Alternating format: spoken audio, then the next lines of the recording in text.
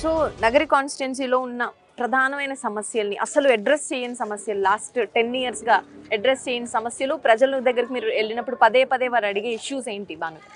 ఇక్కడ నుంచి ఒక 50 మీటర్స్లో అమ్మ కూడలు వస్తుంది ఒకటి. ఆ కూడల్లో జగన్మోహన్ రెడ్డి గట్టిగా నిల్చొని చేతులు ఇట్లా అట్లా ఇసిరేసుకుంటూ హావభావాలు అంతా కూడా వ్యక్తపరుస్తూ అది చేస్తాం ఇది చేస్తామని చాంతాడంత లిస్ట్ చదివాడు నగరికి సంబంధించి. గాలేరు నగరి పూర్తి చేస్తామన్నాడు, చెరుకు బకాయిలు ఇస్తామన్నాడు, 500 యూనిట్లు ఫ్రీ ఇస్తామన్నాడు. అట్లా చెప్పుకుంటూ పోతే చాంతాడంత లిస్ట్ ఉంది. ఏ ఒక్క ప్రామిస్ కూడా ఇప్పుడు దాకా నెరవేర్చిన దాఖలాలు లేవు. అసలు దాన్ని పట్టించుకున్న అదే లేదు. అసలు ఆ ప్రామిసులు చేశామా లేదని కూడా ప్రజలు మర్చిపోయేంత పని చేశాడు. ఇవాళ ఎవరు మర్చిపోలే. ఏడైపోయినా కూడా ఆ రోజు గాలేరు నగర్ ఏమైందని అడుగుతున్నారు. నీటి సమస్య గురించి ఏం చేసామని అడుగుతున్నారు.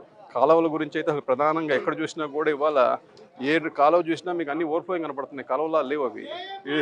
ఇది పూర్తిగా స్టాగ్నెంట్. అది దానివల్ల దోమలు కానీ అంత అంటువ్యాధులు వస్తూ ఉన్నాయి. ఇప్పుడు తిరుపతి రుయా కానీ స్విమ్స్ కానీ పోతే మీకు అంతా డెంగీ అవన్నీ ఇక్కడ నుంచి పూర్తిగా పుత్తూరు నగరి వాసులే ఉంటున్నారు. పూర్తిగా డెంగీ అంటే పూర్తిగా వాళ్ళు మున్సిపాలిటీ వాళ్ళ నిర్లక్ష్యం వల్ల అంటే వాళ్ళు కూడా ఏం చేయగలుగుతారు. గవర్నమెంట్ అన్నట్టుగా వాళ్ళు చేస్తూ ఉన్నారు.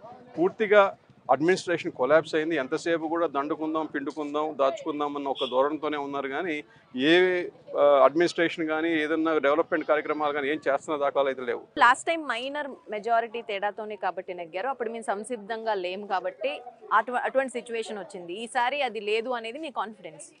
లాస్ట్ టైం గెలిచింది ఇక్కడ రోజా కాదు, జగన్ చూసి ఓటేశారు. ఇక్కడ ఫస్ట్ జగన్కి పూర్తి రెస్పాన్సిబిలిటీ ఉంది ఈ కాన్స్టిట్యున్సీని చూసుకోవాల్సిన. ఎందుకంటే రోజాని చూసి కూడా ఓటేశారని నేను అనుకోవట్లేదు. ఎందుకంటే గయ్యాలి నోరు తెరిస్తే కంపు అనేది ఇక్కడ ఒకటే చెప్తారు. ఏదో జగన్ నమ్మేశారు. ఇవాళ కూడా జగన్ నమ్మేసాం కాబట్టి మోసపోయామని చెప్పే బాట ఎవరన్నా చెప్తా ఉన్నారు. ఈమెకి ఎవరు ఓటేస్తారు చూసి ఈమెకి ఓటేస్తారు నేను ఎవరు అనుకోవట్లే అంత. ఎందుకంటే ఆమె అనుకుంటున్నాం అందగత్తని కాదని మేము చెప్తున్నా అర్థం కావట్లేదు ఆమెకి. ఎప్పుడో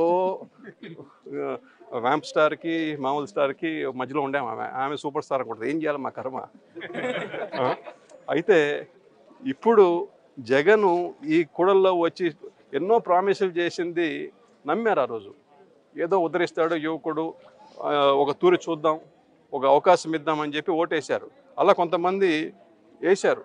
వేయడం వల్ల స్వల్ప మార్జిన్. ఎందుకంటే చాలామంది పుత్తూరు నగరంలో చేతులు మంది ఉన్నారు, వాళ్ళు నమ్మలే చాలా వరకు. ఎందుకంటే వేరే కాన్స్టిట్యూన్సీలో పోతే 30,000 40,000 మెజార్టీలో గెలిచిన కాన్స్టిట్యూన్సీ కూడా ఉన్నాయి. ఇక్కడ మటుకు జాగ్రత్తగా వేశారు కానీ కొంచెం ఏమరపడుతనంతో కొంత స్వల్ప మెజార్టీతో బయటపడింది. భాను గారు, ప్రధానంగా కాన్స్టిట్యున్సీలో